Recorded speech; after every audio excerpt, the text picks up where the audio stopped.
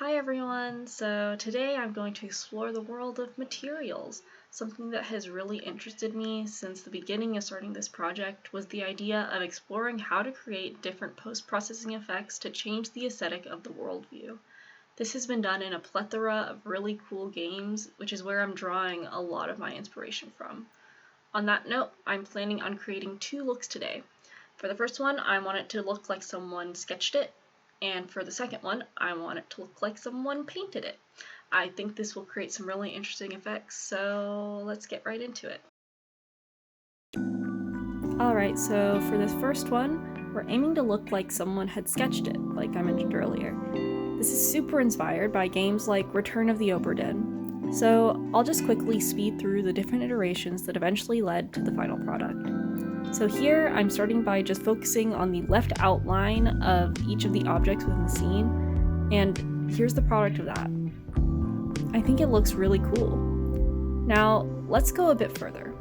I'm just going ahead and I'm making a function that I can reuse for each of the different outline sides. When I say outline sides, I'm talking about just the left, right, top, and bottom outlines of each of the objects within the scene, so nothing too crazy.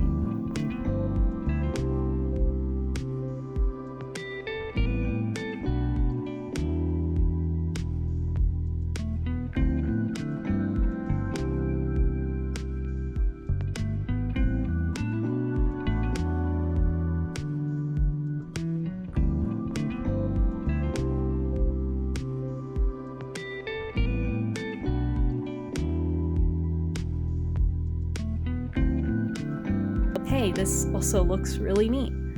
But I actually wanted a sketched look where the inside of the outline is white instead of black, so I'm just going to go ahead and create a color parameter so that I can make that inside color whatever I want it to be. You can see that I made it red for a moment, but we're actually going back to white for the final product.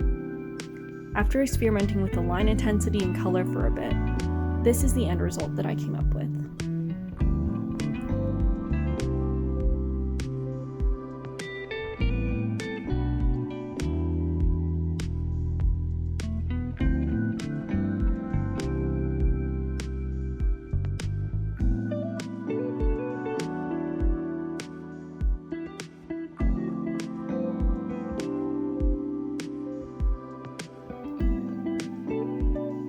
For the second one, I'm trying to create a painterly look.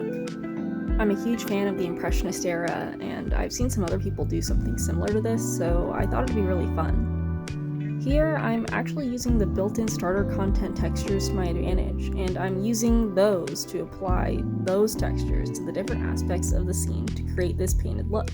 In this case, I actually used two of them. I started with one, and then I added another one later. At first, I just applied it to overlaying onto the scene as a whole, but I ended up applying those effects to the normals of the objects, and that's what gave me the best effects. I also added some other parameters like scale, intensity, and saturation to experiment with to get my desired look. And this was the final product of that. I'm really happy with the final products of both of the looks that I ended up going for today. Thank you so much for joining me this week, and I look forward to seeing you guys in the next one.